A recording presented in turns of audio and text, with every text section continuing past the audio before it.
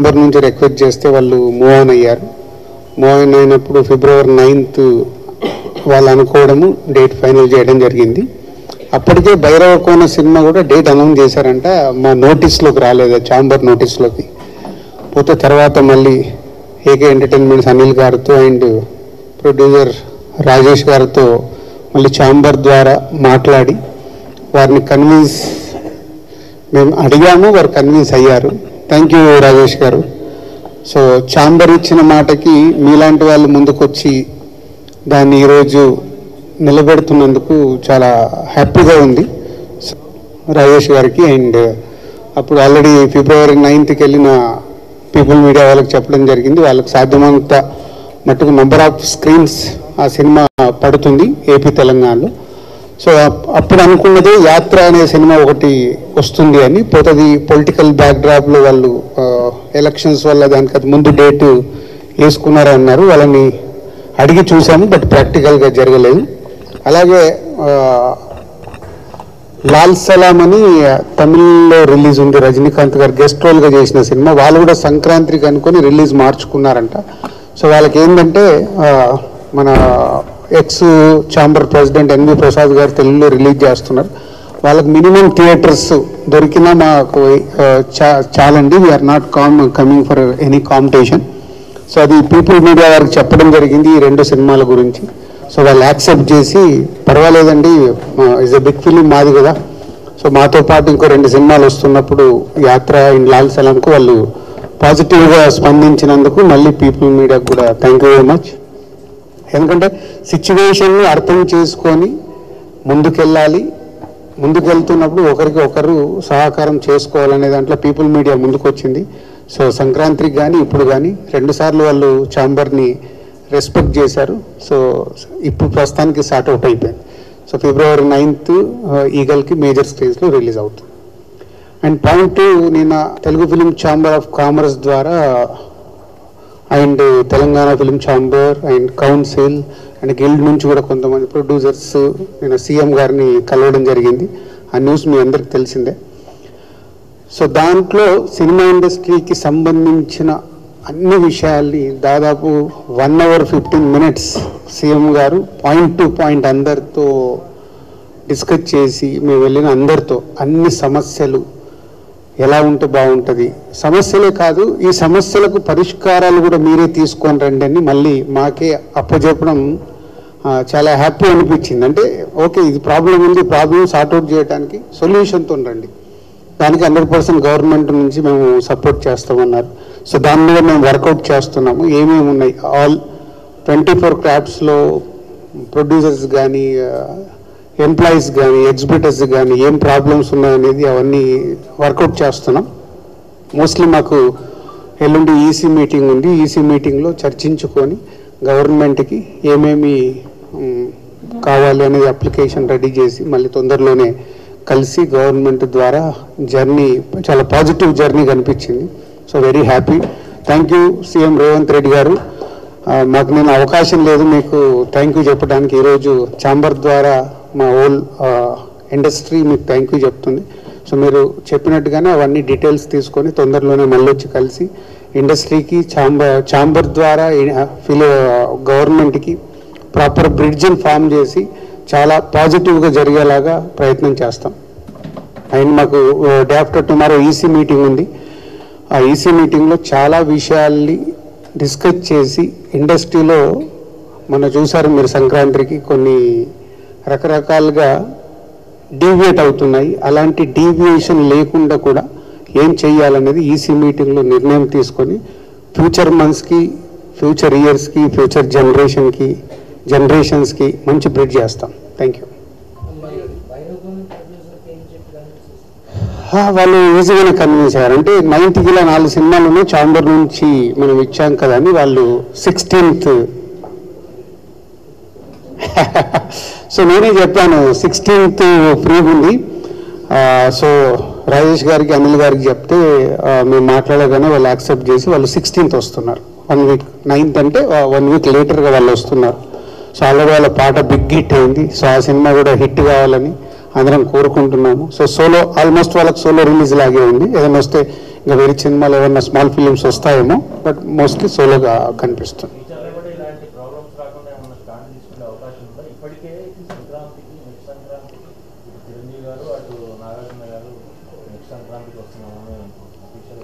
అంటే మనకు ఎప్పుడు అందరం గుర్తుపెట్టుకోవాల్సింది, ఎస్పెషల్లీ మీడియా, సంక్రాంతి అనేది ఖచ్చితంగా వార్ ఉంటుంది.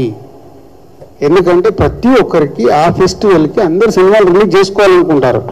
కొందరు ఇప్పుడు మన ఈగలకు వాళ్ళు అర్థం చేసుకున్నట్టు కొందరు వెళ్తారు, కొందరు వెళ్ళరు.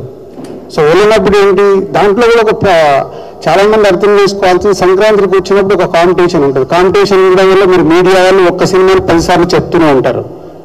ఇది నిజాలు. ఏ ఫిలిం ఈ సినిమా ద్వారా సినిమాలు వస్తున్నాయంటే 10 సార్లు ఆ సినిమా గురించి చెప్తే వాళ్ళకు మైలేజ్ వస్తుంది. సో కాంపిటీషన్ ఉన్నప్పుడే ఆ సినిమాలకు ఉన్నప్పుడు సాధ్యమైనంత మట్టుకు అందరూ అర్థం చేసుకుంటారు, ప్రొడ్యూసర్స్ అర్థం చేసుకొని సెటిల్ డౌన్ అవుతుంది. బట్ సంక్రాంతికి ఎవ్రీ ఇయర్ రావాల్సింది, పోతే నెక్స్ట్ ఇయర్ నుంచి సంక్రాంతికి మీకు దిల్రాజు దొరకడు. ఎందుకంటే దాని మీదకి రాకుండా చేసుకోవడానికి 31st TC మీటింగ్లో స్ట్రాంగ్ స్టెప్స్ తీసుకొని ఇండస్ట్రీకి ఉపయోగపడేలాగా చేస్తాం.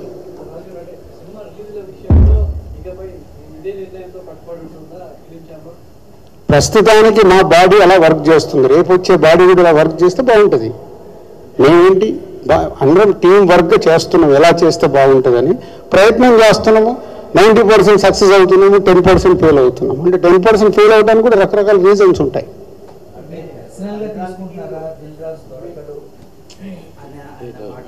నేను దొరకడు, నేను నెక్స్ట్ దానికి నేను టర్మ్కు ప్రెసిడెంట్గా ఉండను కాబట్టి, ప్రెసిడెంట్గా ఉన్నాను కాబట్టి అన్నింటినీ బ్యాలెన్స్ చేసుకొని ముందుకు వెళ్ళాల్సిన అవసరం. నాది 1 year టర్మ్, ఆల్మోస్ట్ 6 నెలలు అయిపోయింది, ఇంకొక 6 నెలలు దానికోసం అన్నా. మరి హెడ్లైన్స్ నెక్స్ట్ టర్మ్కి నేను ప్రెసిడెంట్గా ఉండనండి. 1 year కంప్లీట్ అయిపోయింది. ఏమ్మా మీ అందరికీ తెలుసు, మాకు తెలుసు, పాపం ఎంటర్టైన్మెంట్ నడుస్తుంది. నెక్స్ట్ సంక్రాంతి, ఒక నిమిషం, నెక్స్ట్ సంక్రాంతికి నా సినిమా ప్రొడక్షన్ నుంచి కన్ఫామ్గా ఉంటుంది. కాబట్టి ప్రెసిడెంట్గా నేను ఉన్నాను కాబట్టి నా మీద సమస్యలు ఎక్కువ ఉండవు. అప్పుడు కూర్చునే వాళ్ళు అది సాల్వ్ చేస్తారు. సో ఈరోజు ముందు ఛాంబర్ నుంచి అందరం వెళ్ళి కలుస్తున్నాము. కలిసిన తర్వాత ఒక ప్లాన్ ఉంది. సో అది అయిపోయిన తర్వాత అది ఈసీలో మాట్లాడతాం. ఎల్లుండి ఈసీలో మాట్లాడి విల్ గెట్ బ్యాక్. ఒక ప్లాన్ ఉంది.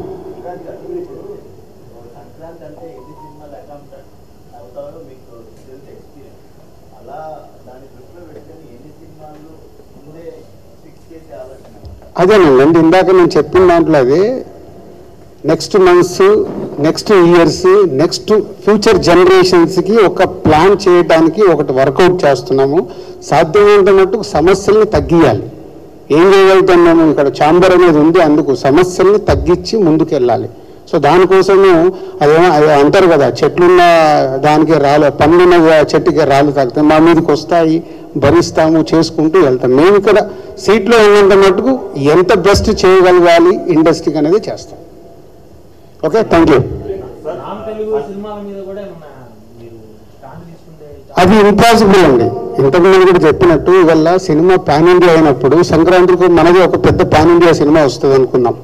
వాళ్ళు వెళ్ళి తమిళ్లో రిలీజ్ చేయాలి, కన్నడలో రిలీజ్ చేయాలి, హిందీలో రిలీజ్ చేయాలి. మనం చెయ్యాలి అనుకున్నప్పుడు పక్కన నుంచి వచ్చేలా మీరు ఆగండి చెప్పలేం కదా. సో ఇది ఈరోజు సినిమా మారిపోయింది, ఇస్ గ్లోబల్. పోతే మన సంక్రాంతికి ఫస్ట్ ప్రయారిటీ మన సినిమాలకు ఉండాలి, తర్వాత ఆ సినిమాలకు.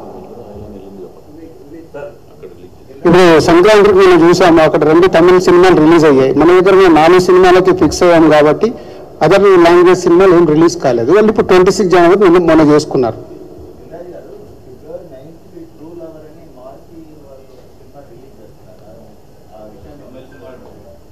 అదేనండి, వస్తూనే ఉంటాయి. ఇప్పుడు పీపుల్ మీడియా వాళ్ళు మాకు సార్ ఈ సినిమా వస్తుంది, కొంచెం మీరు ఛాంబర్కి వెళ్ళి చూడండి అంటే మేము ముందడుగు వేస్తాం. అట్లా వస్తూనే ఉన్న సినిమాలన్నింటినీ ఏ సినిమా రాకుండా ఆపాలి అని అంటే మాకు కష్టం అవుద్ది.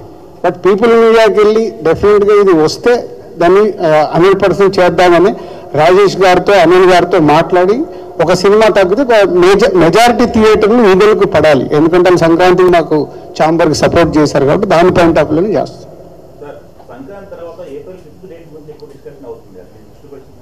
వచ్చింది ఆల్రెడీ, మా సినిమా వస్తుందిగా. ఆ సినిమా వెనకకెళ్తే మా సినిమా వస్తుందని అన్అఫీషియల్గా చెప్పాంగా, అయిపోయింది. అది కూడా క్లారిటీ వచ్చేసింది. అది కూడా చెప్పాలి, దేవరా పోస్ట్పోన్ అయితే మేము వస్తామని చెప్తున్నాను.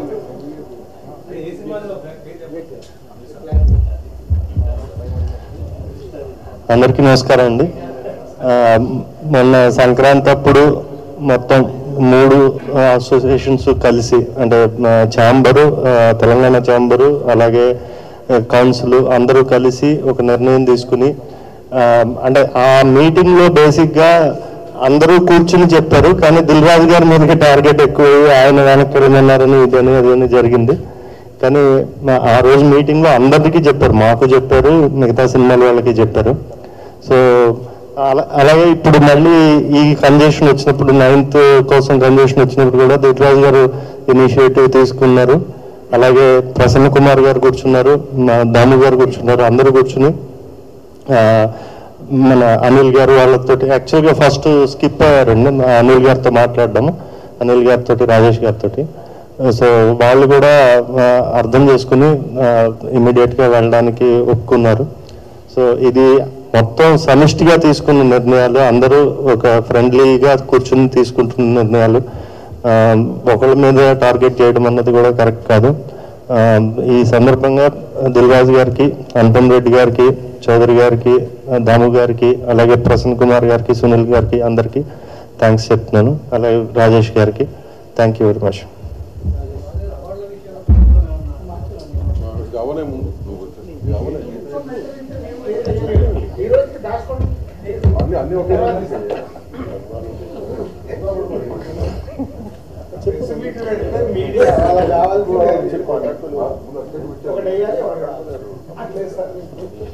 అందరికీ నమస్కారం అండి. ఛాంబర్ నిర్ణయానికి కట్టుబడి ఏగల్ సోలో డేట్ ప్రామిస్ చేశారు కాబట్టి బైరోకోన్ మేము 1 వీక్ వెనక్కి వెళ్తున్నాం. ఫిబ్రవరి 16 రిలీజ్ చేస్తున్నాం. దీనికి సపోర్ట్ చేసిన రాజు గారికి, దాము గారికి, ప్రసన్న గారికి, మా ఛాంబర్ తరఫున అందరికీ థ్యాంక్ యూ అండి.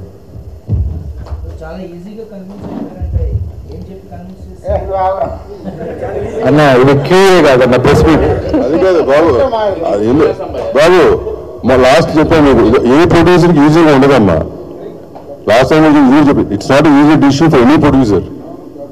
కాకపోతే ఏంటి కోఆపరేట్ చేశారు వాళ్ళు. ఒక లాస్ట్ టైం ఒకరికి కోఆపరేట్ చేశారు, వాళ్ళు కోఆపరేట్ చేయడానికి వీళ్ళు ముందుకు వచ్చారు. It never be easy for any producer to go back.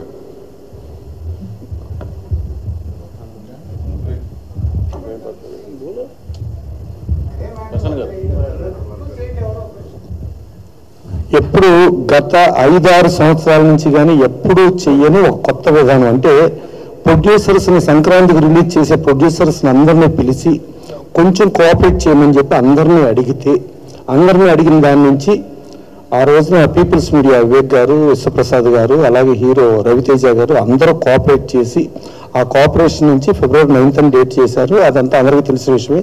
ఇది ఎప్పుడూ జరగని పద్ధతిలో ఛాంబర్ ఫస్ట్ టైము కొత్తగా అందరినీ పిలిచి కోఆపరేట్ చేయమని చెప్పి అడిగే విధానం కొత్తగా ఈ సంవత్సరమే జరిగింది. ఇది వెరీ క్లియర్. ప్లస్ ఇదేదో ఎవరిని కార్నర్ చేసే విధానం కానీ ఇంకోటి కాదు, ఉండే అనవసరంగా కార్నర్ చేస్తున్నాం కానీ జరిగింది. అది అయిపోయిన తర్వాత సరే ఫిబ్రవరి 9th ఏదో వాళ్ళకి ప్రామిస్ చేశారు, అదేం చేస్తారు అనేది కూడా మళ్ళీ మీడియాలో వచ్చింది. సరే దానికి కూడా మళ్ళీ మీటింగ్ పెట్టి అందరినీ మళ్ళీ కోఆపరేట్ చేయమని చెప్పానంటే అప్పుడు అనిల్ శంకర్ గారు కానీ, రాజేష్ గారు కానీ వాళ్ళు కోఆపరేట్ చేసి ఛాంబర్ నిర్ణయానికి, అంటే ఛాంబర్ నిర్ణయాన్ని కోఆపరేట్ చేయాలి అనే ఒక ఇంటెన్షన్, గుడ్ ఇంటెన్షన్తో వాళ్ళు కోఆపరేట్ చేశారు. అంత ఈజీగా కాదు, కొంచెం లోపల కొంచెం బాధ అనిపించినా కూడా ఛాంబర్ నిర్ణయానికి కట్టుబడి ఉండాలి అని చెప్పి వాళ్ళు కోఆపరేట్ చేయడం జరిగింది. అలాగే ఇంకోటి నవరత్నాలు అని చెప్పి అదొక సినిమా కూడా ప్లాన్ చేశారు 9వ తారీఖు. వాళ్ళకు కూడా చెప్పాం, వాళ్ళు కూడా కోఆపరేట్ చేశారు. సో ఇట్లా ఛాంబర్ పరంగా అందరూ ఎవరికి ఇబ్బంది లేకుండా ఉండడానికి ఛాంబర్లు, కౌన్సిళ్ళు అన్నీ కూడా ఒకటిగా సమిష్టిగా పనిచేస్తున్నాయి. నిన్న కూడా సీఎం గారి దగ్గరికి వెళ్ళినప్పుడు కూడా 3 ఆర్గనైజేషన్స్ కలిపి వెళ్ళి ఇండస్ట్రీ అంటే ఇక్కడ supreme body Telugu film chamber of commerce అని చెప్పి క్లియర్గా చెప్తే సీఎం గారు కూడా దాదాపు 1-15 నిమిషాలు అన్ని ప్రాబ్లమ్స్ విని ప్రతి ఈచ్ ప్రాబ్లంకి కన్సర్న్ అఫీషియల్ కూడా అప్పటికప్పుడు ఫోన్ చేసి అప్పటికప్పుడు ఇన్స్ట్రక్షన్ ఇచ్చి సో అలాగే పైరసీ మ్యాటర్స్ కూడా సంబంధించి వాళ్ళ రాజుగారిని వెళ్ళి పన్న చోటకి వెళ్ళి కలవమని చెప్పి వాళ్ళకు కూడా ఫోన్ చేసి, అంటే ఇంత అద్భుతంగా ఒక అడ్మినిస్ట్రేషన్లో సినిమా ఇండస్ట్రీకి ఎంత కోఆపరేట్ చేసే గవర్నమెంట్గా, కోఆపరేట్ చేసే సీఎంగా రేవంత్ రెడ్డి గారిని చూస్తాం మాత్రం చాలా గొప్ప సినిమా ఇండస్ట్రీకి ఒక వరం, ఒక అదృష్టంగా ఫీల్ అవుతున్నాం నిన్న జరిగిన మీటింగ్ ప్రకారం. సో ఎవరైనా సరే మీరు కోఆపరేట్ చేసుకుంటూ ఒకరికొకరు ప్రయత్నం చేసుకుంటాం. ప్రయత్నం చేసుకునే దాంట్లో ఒకళ్ళకి చేశారు లేకపోతే ఇంకోళ్ళు చేయలేదు అనేది లేకుండా ఇవాళ అందరం చేస్తున్నాం. అలాగే మొన్న మా సునీల్ గారు ఏషియన్ మల్టీప్లెక్స్ ఆర్సీపురంలో చేస్తే టోటల్గా హనుమాన్ టీం మొత్తం మెయిన్ చీఫ్ గెస్ట్లుగా వాళ్ళతోనే ఓపెన్ చేపించి వాళ్ళతోనే మా సునీల్ గారి దగ్గర నుండి జై హనుమాన్ అని చెప్పి హనుమాన్ని ముందుకు తీసుకెళ్లడంలో సునీల్ గారి తోడ్పాటును కూడా మర్చిపోవాల్సినది అవసరం లేదు. అలాగే రాజు గారు కానీ వాళ్ళ ఇండస్ట్రీలో ఒక సినిమా సూపర్ హిట్ అయింది అంటే ఇండస్ట్రీ మొత్తం ఆహ్వానిస్తుంది. అందరం చాలా హ్యాపీ ఫీల్ అవుతాం. ఈ సినిమా ఇండస్ట్రీలో అన్ని సినిమాలు ఆడాలని కోరుకుంటాం. అలాంటి పరిస్థితి జరిగింది. కానీ మనం ఏదో కొంతమంది ఎవరన్నా వేరేగా కూడా అప్పుడు అలా జరిగింది, ఇప్పుడు అలా జరిగింది. ఇవాళ పర్ఫెక్ట్గా అందరం కూర్చుంటున్నాం, అందరం మాట్లాడుతున్నాం, కోఆపరేట్ చేయమని అడుగుతున్నాం. కోఆపరేట్ చేసిన వాళ్ళకి ఆ రోజున ప్రెస్ మీట్ పెట్టి చెప్పడం జరిగింది. అది ఎవ్రీథింగ్ ట్రాన్స్పరెన్సీగానే చేస్తున్నాం. ఇక్కడెక్కడ రహస్యం కానీ హైడ్ అండ్ సీక్ కానీ ఏమీ చేయటం లేదు. సో అందుకని దయచేసి మీడియా ఒకళ్ళకొకళ్ళకి కొంచెం తంపులు పెట్టే విధానం కాకుండా కోఆపరేట్ చేసుకునే విధానం. అంటే మీడియాలోనే సినిమా ఇండస్ట్రీ పుట్టిన కాడి నుంచి ఒకటే.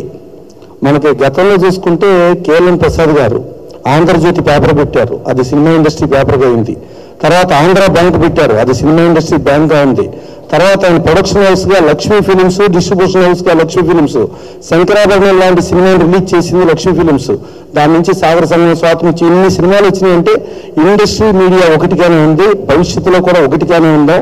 ఏదైనా మీకు చిన్న కన్ఫ్యూజన్స్ ఎక్కడన్నా ఏమైనా అనిపించినా కూడా మీరు క్లారిటీగా అడిగితే క్లారిటీగా సమాధానం చెప్పడానికి మేము అందరం ఉన్నాం. అందుకని మన మధ్యలో ఎవరికి ఒకరినొకరు పొరపచ్చాలు కానీ ఒక ప్రొడ్యూసర్ని డిస్టర్బ్ చేసే విధానం లేకుండా ముందుకెళ్దాం. ఇండస్ట్రీలో ఒక మంచి తరుణం ఈసారి అందరినీ కూర్చోబెట్టి కోఆపరేట్ చేయమని మనం అడగటం అనేది ఒక గొప్ప చేసాం. అలాగే ఇందాక మా లక్ష్మీనారాయణ గారు సోదరుడు అడిగినట్టు పక్క రాష్ట్ర ప్రయత్నం చేద్దాం, అవుతో ప్రయత్నం అయితే చేద్దాం. డెఫినెట్గా ఇండియన్ ఇండస్ట్రీలో అన్ని చోట్ల అందరినీ కూడా కోఆపరేట్ చేయమని అడుగుదాం. కోఆపరేట్ చేసే వాళ్ళు ఉంటారు, దాని ముందుకెళ్ళే విధానం ఉంటుంది. ఎన్వి ప్రసాద్ గారు చాలా క్రిస్టల్ క్లియర్ చెప్పారు. నేను వీలైతే 8కి కానీ 10కి కానీ వెళ్ళడానికి కూడా నేను ప్రయత్నం చేస్తాను. మాది పాన్ ఇండియా ఫిల్మ్. ప్లస్ మాకు ఈగిల్ థియేటర్ ఎక్కడన్నా పలానా థియేటర్ అవసరం ఉంటే ఆ పక్క థియేటర్ ఉంటే వేసుకుంటాం, లేదంటే ఆ చోట ఆగిపోతాం. కొద్ది థియేటర్లు వెళ్తాం, మేము చాలా కోఆపరేట్ చేస్తామని చెప్పి క్లియర్గా వాళ్ళకి పాన్ ఇండియా ఫిల్మ్ అయినా కూడా ఎన్వి ప్రసాద్ గారు చెప్పారు. సో ఇక్కడ ఉన్న అందరం కూడా చిత్తశుద్ధితో అందరం పర్ఫెక్ట్గానే ఉన్నాం. సో పర్ఫెక్ట్గానే ఉంటామని కూడా ఆశిస్తూ మీరు దయచేసి మమ్మల్ని పర్ఫెక్ట్గా ఉండేటట్టుగా చేయండి అని కూడా రిక్వెస్ట్ చేస్తాం. Thank you. థ్యాంక్స్ అండి. చాలా షార్ట్ స్టోరీస్ వచ్చినాయి.